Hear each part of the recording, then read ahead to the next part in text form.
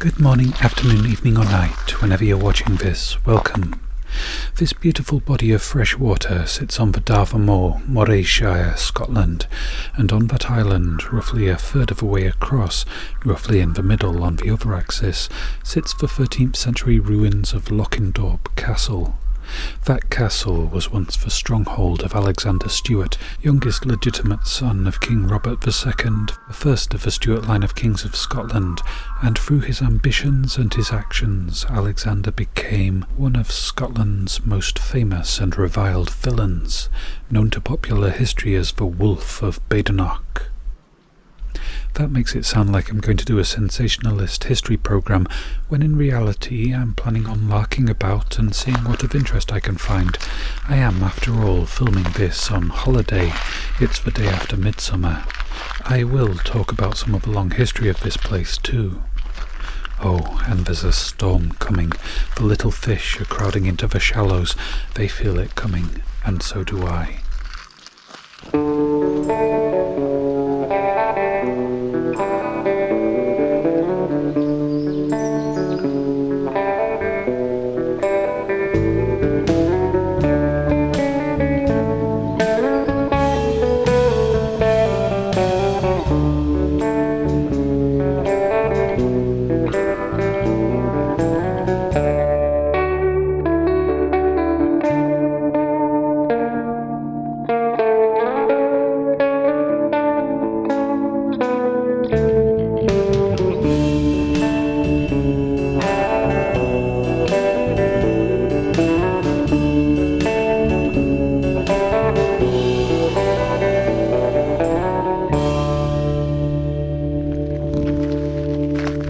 For the intro music sequence, I'm planning on using footage filmed yesterday, so the fish nibbling at my pasty white leg was just before a swim here. It was an interesting experience. Sadly, probably means the fish are really struggling to find enough food during the current drought. It was a really lovely swim though. We swam out to the island, did not have a look around the castle because it's covered in nettles and thistles, and we, wearing swimming costumes, were a little underdressed for it. So today, after the fast approaching storm has arrived and departed, I will take the boat across, wearing trousers. Oh, you see those ripples? Similar look to raindrops landing on the water. That's the little fishes jumping out. It might be the quiet before the storm, but the wildlife is quietly frantic. The boat is inflated, with the guide rope secured by being shut in the car door, and while I wait I'm doing a bit of a litter pick. There's some here. Not much, but not much is too much.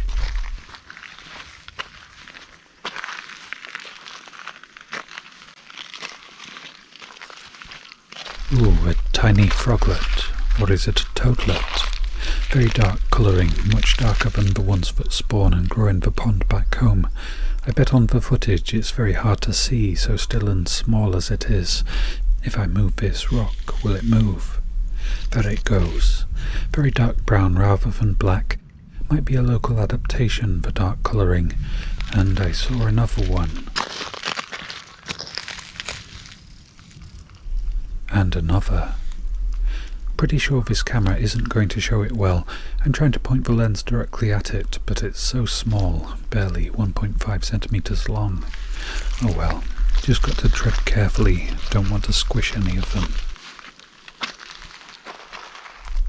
Really? Here in the middle of glorious wilderness. Plastic, yes, I was expecting that. A squashed piece of copper pipe. No. A lot of people do camp just off this little beach. There's a parking spot for maybe 3 cars. There was a camper van with a lovely Danish family here yesterday.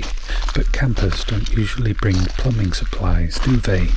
There is one private house near the water. I suppose it could possibly have washed up from near there. That would be some strange water movements though. Speaking of which, that is strange water stillness. It's nearly here.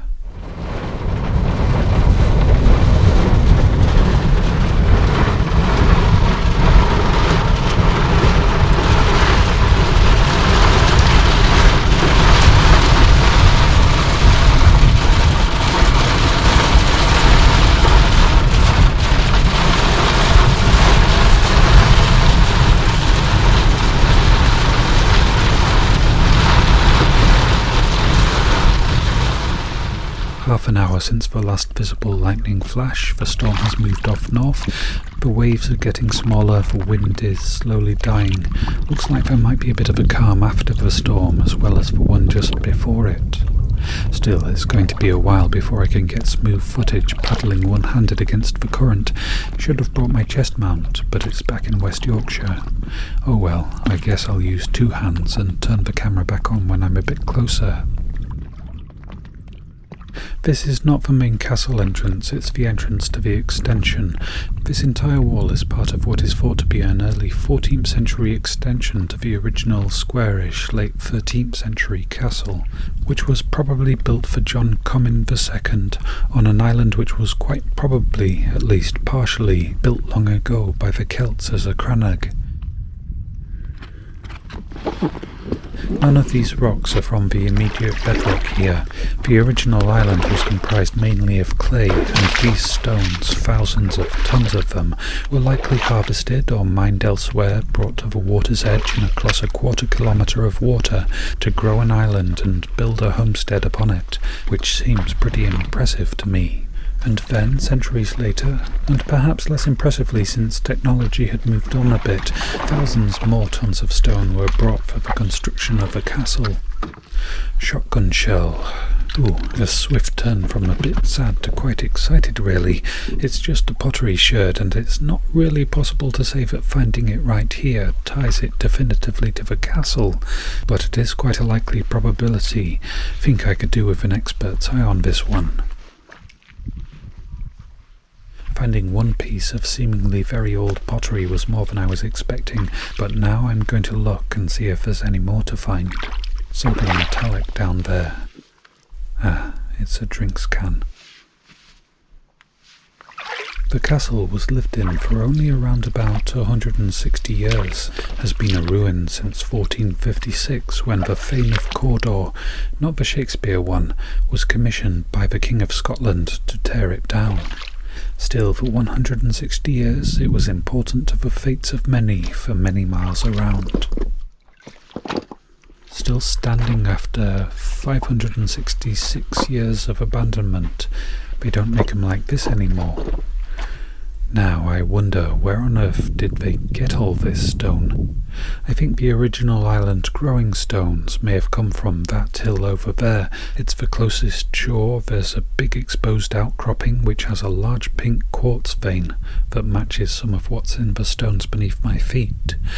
I did think that maybe that would be an interesting possibility for finding gold, but nah, none that I could see in a dozen pans of material.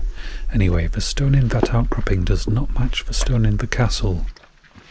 The history books say that most of this is upgrades, conducted only about 15 years after the castle was first built, by the forces of Edward I of England during one of his numerous attempts to insist his rule over Scotland. He got this far in 1303 and then used this island fortress as a base camp to march on all the other castles in the north of Scotland. Many of them just surrendered at the sight of his rather large army. That's the end of the extension, well, the bit that still stands. I couldn't find out really how it joined onto the castle proper, whether it was wrapped around the corner tower or joined instead with the outer curtain wall, which was demolished by the Thane of Cawdor, 1456-ish. Some records have it at 1455. Thinking about that, wonder where that stone went.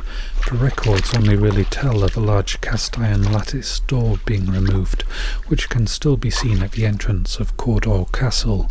Nothing much written about the stone. Anyway, looping back to Edward I and his attempt to take Scotland, he won, but not in the long term, couldn't hold on to it, and the battles for the crown of Scotland and independence from England raged on for decades, well into the reign of Edward I's grandson, Edward III. There's a lot of stories I could dive into talking about the wars of Scottish independence. Names from that time have passed into legend. William Wallace and Robert the Bruce, heroes now of Scottish culture. But I am at a castle, a single castle whose history is a very narrow thread in a much wider tapestry. So perhaps I should stay on a narrow course with regards stories, otherwise the tangents might take us far from this place.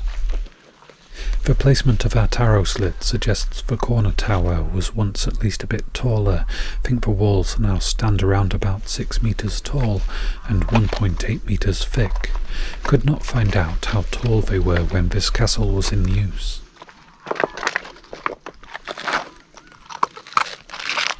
Thought it might have been pottery or mortar from the wall, but no, stone.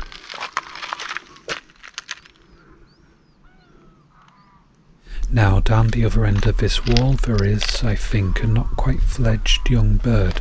It got kind of distressed when we swam a bit too close to it yesterday, called loudly for its mama. So I think I should head into the castle now and give that young bird a fair amount of space.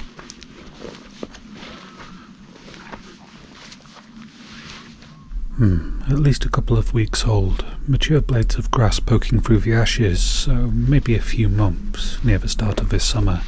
Wonder if people set up camp here. It's relatively sheltered, a glorious setting, and it feels quite a gentle place, nothing making the hairs on the back of my neck stand up. That does sound a bit superstitious, doesn't it? But some places really do feel to me like they're infused with melancholy. And this place must have seen a lot of unhappiness. It was, at various times, besieged and bombarded, including being used for artillery practice during the Second World War. It was used as a prison for 25 years, starting in 1342, a prison which had a water pit dungeon, something perhaps more horrible than most people would really like to consider.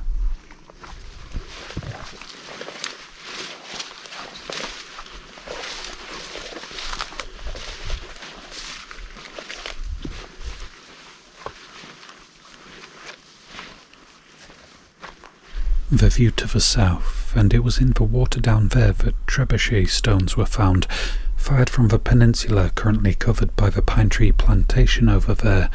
Should I tell about the siege? Okay, I'll give it a go. The Countess of Atholl was holed up here during the Second War of Scottish Independence, besieged by the forces of Sir Andrew Murray, the uncle of King David II, and Edward III of England came a-riding, invading, with a force of 800 men, arriving in 1336 after the siege had gone on for 7 long months. He came to capture Sir Andrew Murray, and to be the chivalrous hero for his friend's daughter, the Countess. Sir Andrew Murray got word of the approaching and overwhelming force, and refused his advisor's advice to try and escape, until he'd been to an unhurried mass, and then had a bit of damage in his armour repaired, and then he and his men sauntered off into the surrounding forest, making use of the rises and falls of the land to completely evade King Edward's army.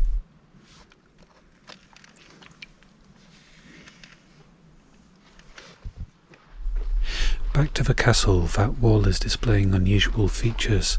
There's curved walls at the sides of the gap, suggesting what? That there was once more than the one surviving room built into the castle wall? Or that they're just really big window bays? Nah, not a chance, not in Scotland.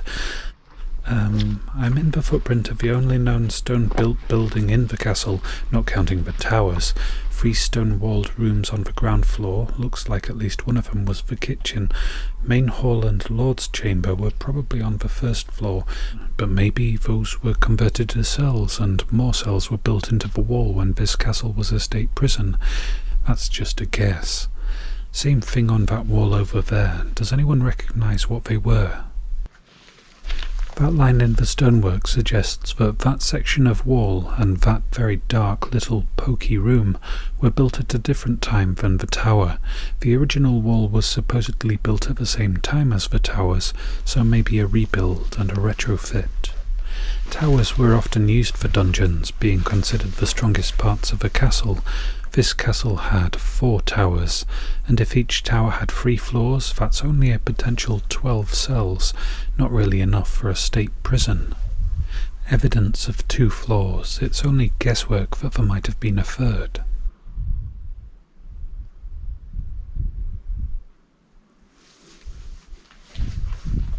Thought that looked like the remains of a wooden joist, but nah, stone. And no sign of bars rusted out. Maybe this tower never was used for prison duties. It's a room with a nice view, and the upstairs rooms have surprisingly large window gaps with a wide field of view, so maybe this one was primarily a lookout tower. Loose stones put in as a windshield for a campfire. Too many rocks on the floor for this tower to be a decent campsite though. Yeah, maybe not a full camp, but maybe a good place to come and have a few drinks around a campfire. That looks more like locals' behaviour than tourists, I think.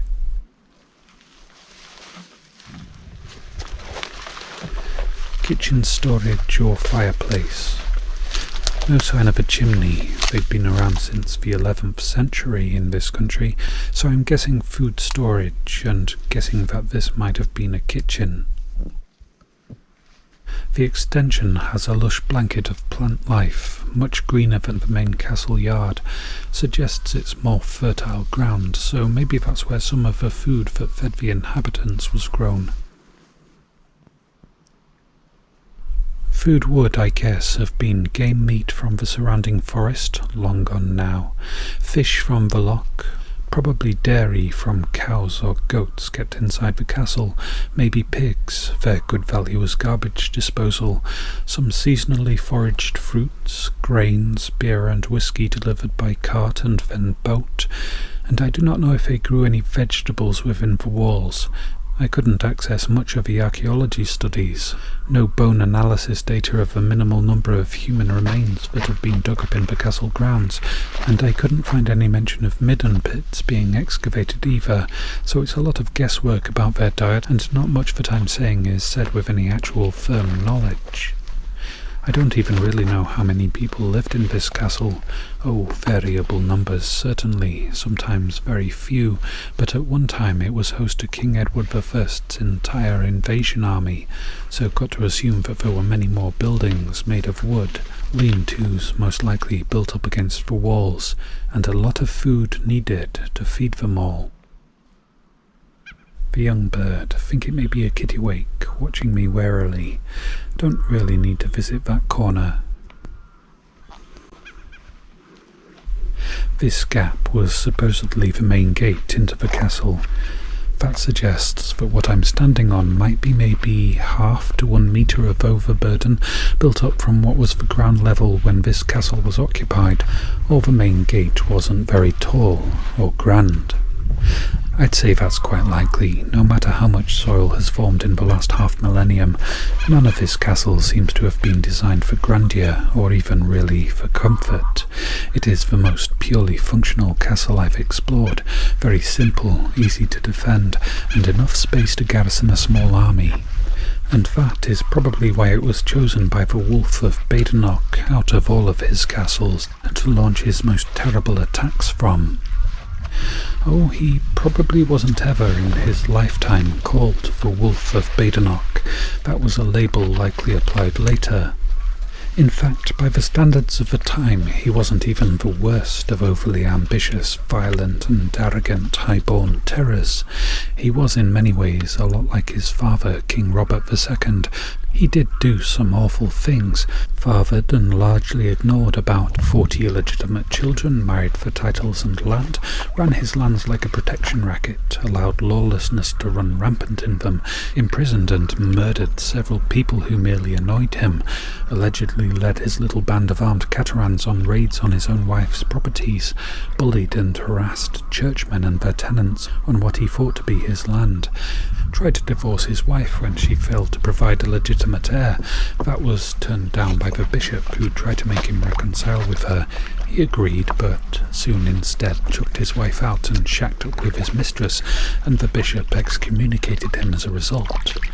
And in apparent retaliation, he went on a 2-month-long rampage, repeatedly marched his men northwards from this castle, brutalizing and killing, looting and burning. He burned a church, a monastery, a hospital, half of the town of Forres, and ultimately the Cathedral at Elgin, the principal seat of Alexander the Bishop of Moray. And it is this idiotic rampage, repeatedly attacking the very people who were the recorders and writers of history, that meant of course he was going to be given a sobriquet, a supervillain nickname, one that made him one of the most famous villains of the entire Middle Ages.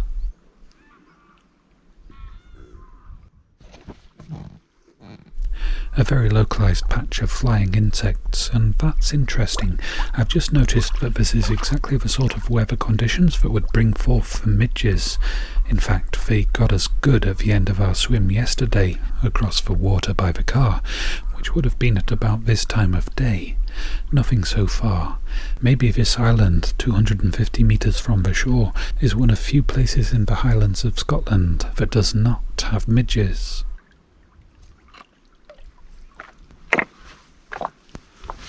Stump of a tree. I did wonder where all the trees had gone. I saw an 18th century drawing and a 20th century photograph of the castle with trees on the shoreline. Wondered if perhaps they were felled before they could grow large enough to undermine the walls, or if they were victims of a World War II target practice. This one was certainly felled, a professional job by the looks of it too, though why, I have no idea. I do not think it's close enough to the walls to have been problematic. I didn't really finish telling of the Wolf of Badenoch, did I? He was forced to repent in front of family and the clergy, and he was granted absolution by a different bishop. He was, after all, incredibly privileged, and the literal translation of privilege is private law. One law for most people, and a very different standard of law for incredibly wealthy relatives of a king who transgressed. Anyway, his long-suffering wife divorced him. He lost control of her lands. He was stripped of many of his titles and lost the land that those titles afforded him. He moved south and lived out his days in relative peace and obscurity. That is a really cool-looking rock with bulging veins of quartz. His tomb in Dunkeld Cathedral has a date on it, 1394, but there's mention of him in records from 1404. Some confusion somewhere. Anyway, the tomb has survived from the Middle Ages with only some minor vandalism, topped with a detailed sculpted effigy of him in a fine suit of armour.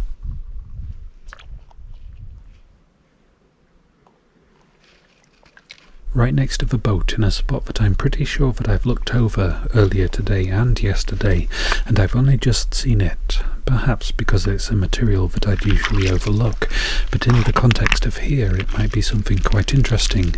It's a little piece of rusty iron, about the width of a sword. Could it possibly be that? Well, it does have something that resembles the start of a tang, the bit of a blade that goes inside the hilt, but the other end that looks suspiciously like a drill hole, in which case it might have just been some metal banding on a boat maybe. And would a plain steel sword in these conditions have left anything behind after more than 500 years? Questions, no answers.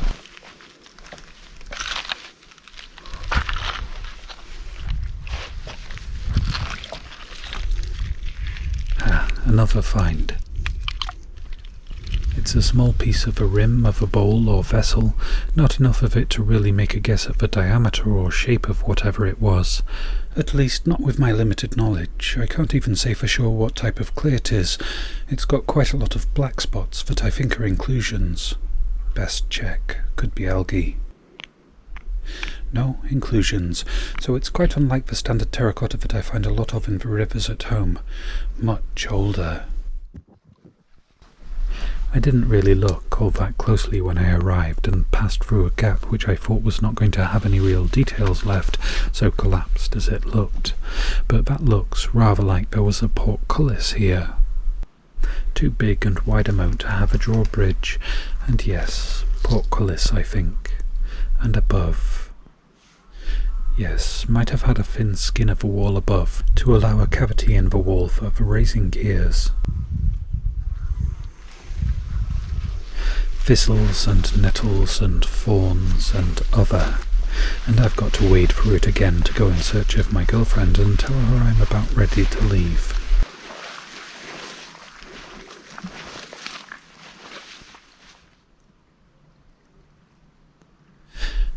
Rowena off for a swim around the island. She'll respect the young bird's boundaries and swim a wide berth around that corner, and I'm only a bit disappointed that I can't join her.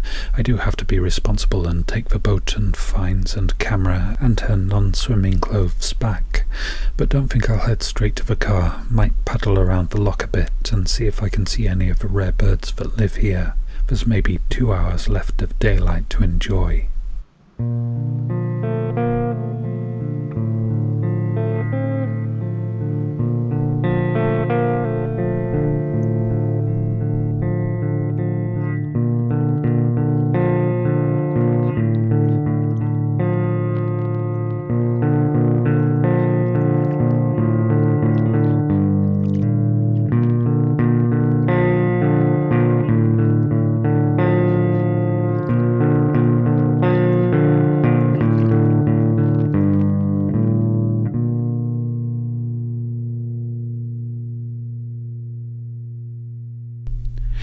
A roundup time.